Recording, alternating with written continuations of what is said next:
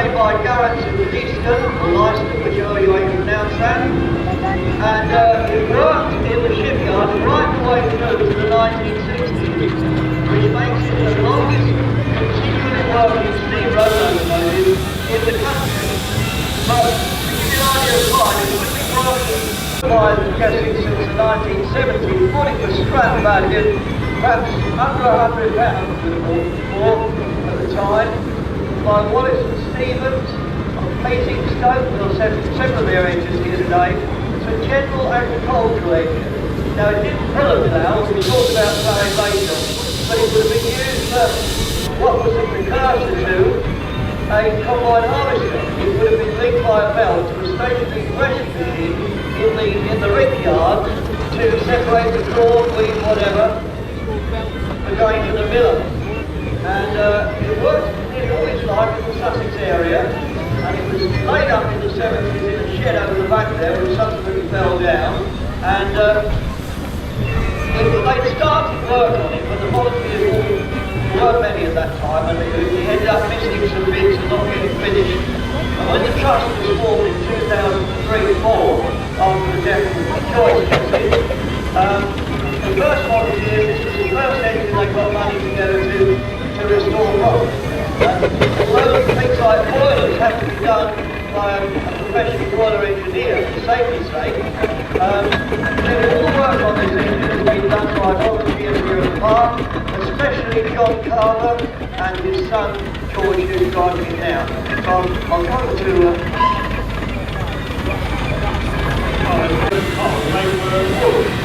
obviously there's been a lot more of it, very much tender on the back there.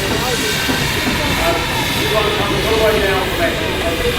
Somebody said it was actually low London down here, but normally you actually drive all the way from Essex down here to Beacon Park over here. Hayfield, yeah, I love this because it's in Great Western delivery. Of course, the Great Western Railway actually had wagons like this, and was taking stuff from the market to the railway station, or from the railway station to the factory. You know, they were well ahead of their time. They realised there was a threat for road transport, so they had buses and floating steam wagons. So if you build this from scratch or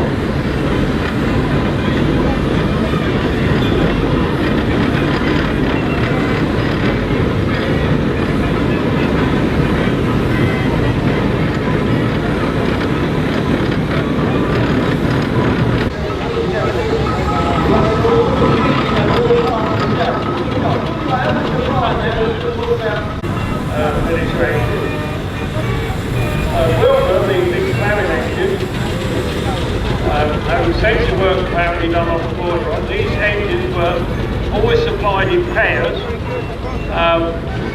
They call them their plough engines. They cycle the plough back, stick the plough up on the other engines in the ground, and the other engines walking back down again.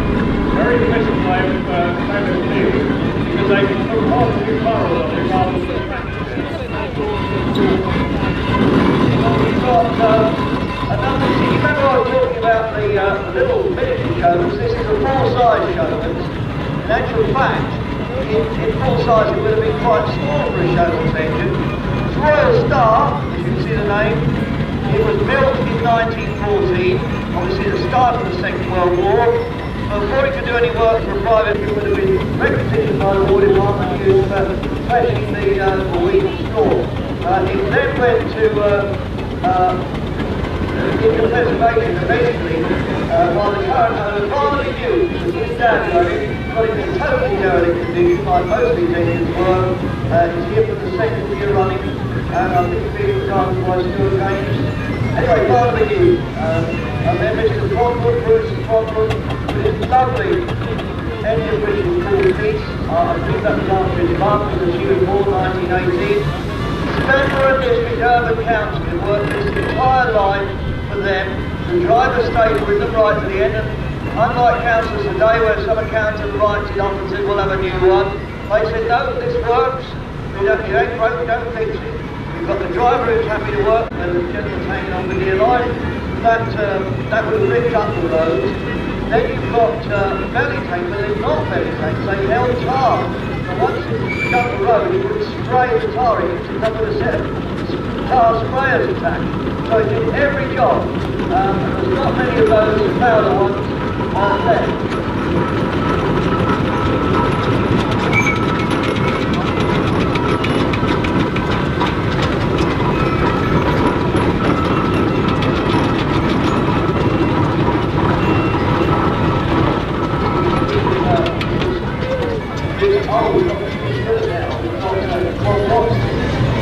One end of the field and the other at the other end. And you've got this huge bridge drum underneath the water.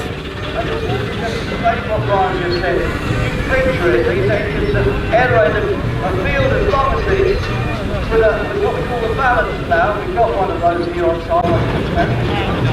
Right, okay, and Zena's driving this one. No, she doesn't want to talk about it, but just to show you that this lady, I know her for a long time, she will drive anything. I've seen her driving bus, 4-axle lorry, you name it, Zena can do it. And Wembley Stadium, not the funny glass place we've got now, the original one with the two coopers. And this actually went down and rolled the roads around that area. The name Ebenezer means worker in stone. And the company that had this view, they were Jewish road builders, and that's why they called when they were going to pull down the old stadium, it went back up there. Right, where have you got to? So I've been talking to Ollie there. You were talking about Emma.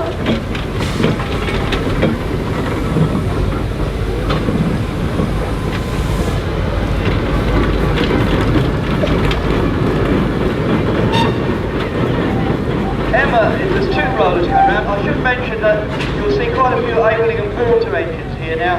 Aveling and Porter were based near Rochester in Kent, and it was in fact and then you've got Lord Roberts. Yeah, Lord Roberts, a big Burrell heavy road locomotive, heavy haulage engine, and nice as this one's back on the rally scene, it's another one that's been once again, a left and right-handed pair of ploughing engines from John Powell Works. They were built at the end of the First World War as part of a batch of 6 to go to Russia. But there was a revolution and things going on there, and so they never went, and they became 6 of the largest ploughing engines in this country. And originally, the winter is currently out of action because it needs a lot of work doing.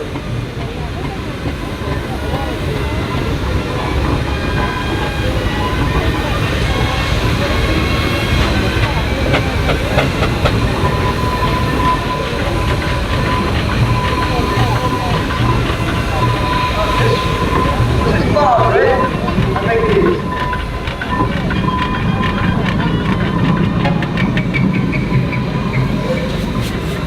Yeah, Lady.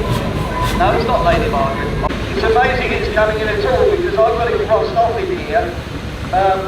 It's edited by Greg Luck, who's not much luck with the steam at the moment. But it was originally from Chester Street in County Durham. And it came here because Greg Luck's in charge of our steam crew here, the steam section. He started off as an apprentice in about 2004 and he's now in charge of that. And basically what he's in charge of like leading steam like that. But that's amazing that it's even here because last time I saw it only a few weeks ago, it was all in bits. With blocks under where the wheels were off. Greg's worked like mad to get it ready and in steam, and it's the first time in steam in, it's got to be 20 odd years. And so it's been in steam from where it doesn't want it to be in steam. And it's got no banging on the boiler, going straight out of the cylinders and not up the chimney, because it's not got the pipe things yet.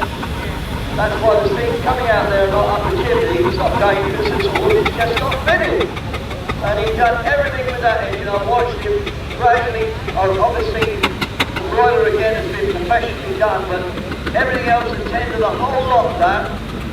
Greg has done that in between, producing a very nice start to get it actually in the steam today, even if the steam's coming out somewhere he doesn't want it. But it's not, there's nothing really wrong with it, it's just not quite finished. The election to stay at the top end of the arena, just the other side of the Barron engine here, with a Navy supporter 10-ton road roller, royalty. Single cylinder engine is very, very powerful actually. It's 5 nominal horsepower, which I won't bother explaining all about. Doesn't mean the same as horsepower in cars, it's quite different. Built 1908, but it was a 3-speed general purpose tractor. The plane is first, because these rollers came out just as we were starting to get cars out, where we wrote very slight indentation of the tarmac, which was not big fire. So, what is the secret? The very good one that it has, an instant name. The other one you talked about also was Stevens and Bar. We've got 2 or 3 sons in fact Bar as well. As you know, the chemistry, you know, it was only 3 times, 6, 8, 10 tons. Literally,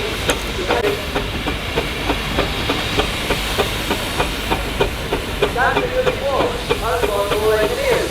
And they had, like all military equipment, it was over the spec. It had a lot of extras on it, like a front towing bar and a handle water pump and various other things that things we go to start out. So we're full of extras, if you like, the originals. And it was built in 1936, so it's one of the newest army bases in the south of England. And it's owned by Civil Wood of Linfield in West Sussex. It was here a couple of years ago. Really good to see it in Chelmsford, where they're all coming. Down in Cornwall, it was then went back to Burrell, and it was then sold on to Dingwood. So Dingwood were a massive road rolling contractor down in the West Country. That's where it spent his working life. Came into the turnover in 1973. Mike Paddington was acquainted with Buckinghamshire, where the acquainted railway line is, the railway museum, and 40 years ago, and it's known to be only 1 of 2 in the British Isles. Very, very few In the open, and you have to big virgin oil cans over it. So Wallace and Stevens decided to make like a tank. All the motors were full of oil. All the motors that went through the field in this tank and worked to a British colour. It was built in 1920 and was supplied, you can see the name still on the canopy there, Alfred Holyfield. And it's driven by a chain, rather like a big bicycle chain, and it's got a very good turn of speed because you're just taking, it's not like having an automatic car in a way, just take it up to the speed, it'll do a good 15 miles an hour, which is amazingly fast considering that the top speed allowed at the time was 20, and it's again it's in very fine condition, and it's good to see it here. There's not many of those built in the first place, and this is one of less than half a dozen left, I think, that engine that came in. Also a trustee up here. So what we're going to do, we've got them all in the ring at the moment for you to have a look at. If you want to see them again, they're down in the steam enclosure, the steam liner, behind the fairground, behind the hedge there. Now they're all lined up with the country engine facing the hedge, which might think it's not very good for the photographers, it's not, but the reason for that is that you can see they're in the arena, and they're all sloping down towards the back, that's the way the field goes. Now that's important because what you've got here in front of you is a whole set of massively powerful steam kettles, and as you know, if you're at home, don't let your kettle run out of water. Nowadays an electrical one you'll probably blow a fuse. With these you could risk blowing the boiler. What happens is you've got a safety thing called a fusible plug, which drops down and stops the engine if it's running out of water. But it's a so-and-so to put it all back again. So the important thing with these engines is you have to keep water over the crown of the firebox and the cockpit at all times. And so the firebox is behind the boiler. You've got the smoke box in front when the steam comes out. You've got the boiler and then the firebox and then the tender with the water and the coal. Rather like a railway in a way. But you have to have the water over the crown of the firebox. So if it's sloping down at the back, the water is going towards the back, which is where it should be. So that's why they're facing that way in the bottom field. But if you wanted to see them really well, then go on the Great Bush Railway two-foot gauge train, because that goes right along the front of the steam liner. And if you need to know all the technical details, which I don't go but it doesn't matter how many years of doing it, I can never remember the age of the engine or anything like that. But if you want to know more technical details, we're going to have, in a minute, we're going to ask them to blow their whistles. This is part of the tradition of the Seacon Park Steam Rally. It has been for 58 years. We split the Hando down serenade. And if you've got children here, which I hope you have, because it's lovely to have them here to see it all, then it would be a good idea to put your hands over their ears, or just stick their fingers in there, because it's very loud. We don't want any blown ears up. So, owners and after the anyway, let's hear how we go on the whistles, lads, and hear what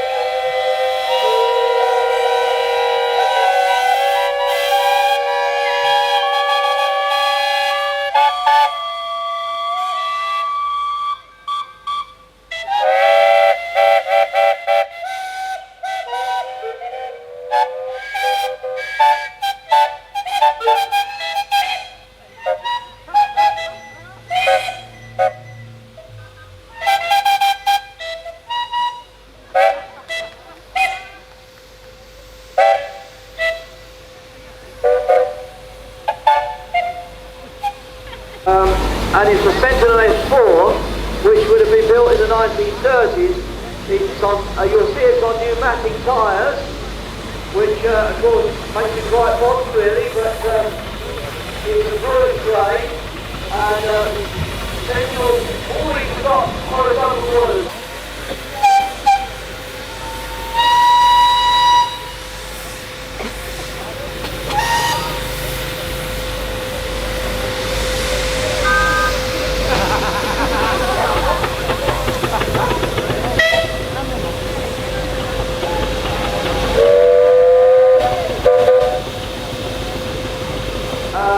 Do be careful, the engines will be going out the lane where the bucket and the refreshment area is. They'll be going down the road, so do keep an eye out for them. They're very quiet and they're very slow, but also very heavy. And when you're up there on the footplate, you can't always see if something directly in front of the engine. So you keep hold of your children. Yes, so those are what I'm saying for the slow rate speed business. Just congregate at the other end. We'll just stay in the arena until we get that organised, because we've got another half an hour.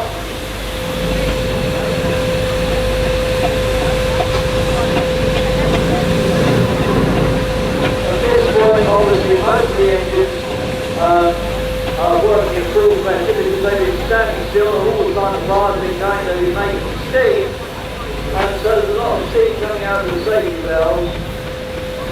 And this is what I wanted to mention.